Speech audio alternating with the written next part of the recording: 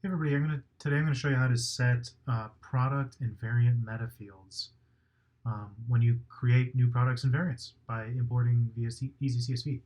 So let's say you have a Shopify store, and when you create new products from a CSV import or a XLSX or any spreadsheet import via EasyCSV, you want to set the meta fields um, on the products.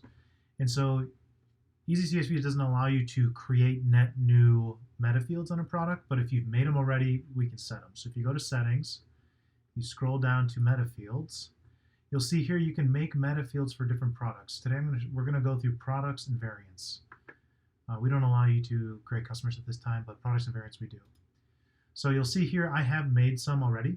You'll see this line of text is very important. Product.metafields.namespace myfields.key.discount end date. So, if you've never made metafields before, you can click Add Definition. You'll type in the name of that. You'll make a namespace, and it'll always become product.metafields.myfields. Whatever my name is. I want to name this thing. You can describe it. Then you can choose the type it is. EasyCSV lets you set anything that can be set using text. So true or false can be set because you can just pass the word true or false from your CSV, or you can use virtual fields. I'll show you how to do that. A URL is just a line of text. Reference, I don't think we'll be able to set unless you can pass the ID of whatever it's referring to. JSON, we can't. Date and time, you can pass the text for date and time. Color, you might be able to pass the hex color. If Shopify ever adds extra ones, you can play around with it. But the rule of thumb is if it can be set as text, like a number, like number 5 is text, you can pass it as text. We can set it. So if we go back here, there's a couple here. We'll take this true or false one. So we're going to take discounted. Let's say we want to set this to true when a product is created, or false if the row in the file has a certain thing to be true or false. So we'll just copy this whole product.metafields.discounted. It's kind of tough to copy, but you definitely want the product.metafields discounted. So copy that. We'll go into EasyCSV, we'll go to import data flow, and we're going to make these things called virtual fields.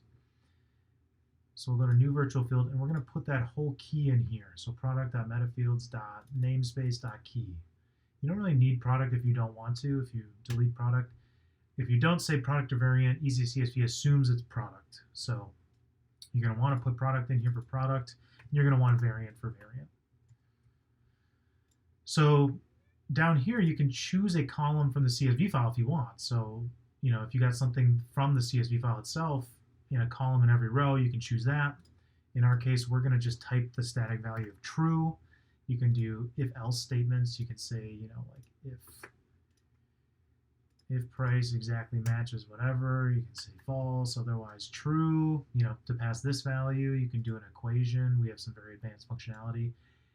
Most of the time, you might be just choosing a column or setting an if-else. So in our case, we're going to manually set every product we create to have the discounted info discounted to true. So we'll save that. Cool. So that's going to set a product one. What about a variant one? So let's go back here. We'll go to our variants. I only have one here, variant.metafields.myfields.volume. Copy this. I just have it highlighted, and I just press Command C or copy C because it kind of, when you click into it, goes there. You can copy this, but you just have to remember to put variant.myfields. So make another one. Remember, this will just be set on the variants. And so we're just going to type a fake volume. We'll just say 200 milliliters, just static text. So then you're ready to go. So I have my import page here. Watch our other videos how to set these up. You'll just usually take your example file, drag it onto the setup process. You'll get this import page, and you can drag files here. You can email the files as attachments to EasyCSV for parsing.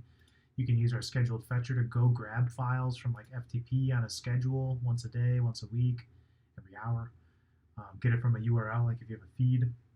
There's a lot of ways EasyCSV can automate your Shopify spreadsheet processes. So I have this spreadsheet here in Google Sheets to make a couple new products.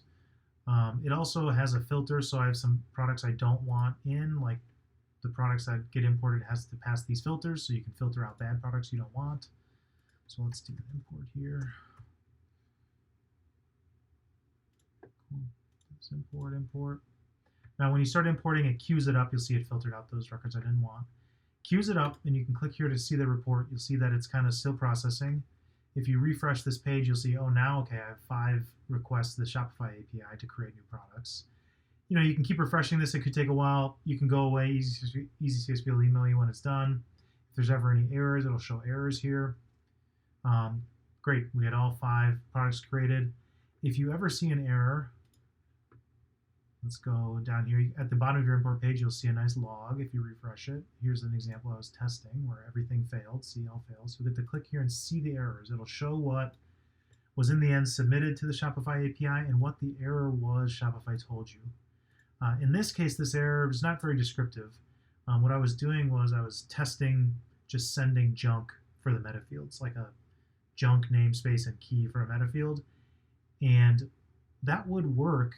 It would create a brand new metafield for the product that didn't exist before if you passed the type, if it was single line text, true or false, date or whatever, but it's too complicated to enable in our interface, so we don't let you create new fields, but we let you set ones that you've set in the admin. So if you see this error, that could be that. So just make sure you've typed, you've copied and pasted the syntax correct here. Make sure it's all up to par, because if you mistyped it, you could get a similar error. So let's go into Shopify. Let's refresh here. So create all those products. Let's take a look here. So this is the product record. You'll see everything's nice and set. If we go down the bottom, you'll see the metafield discounted was set to true. Perfect. Let's take a look at the variant. So here's the variant. We'll go down here and we'll just make sure that the volume metafield was set to 200 milliliters. It was.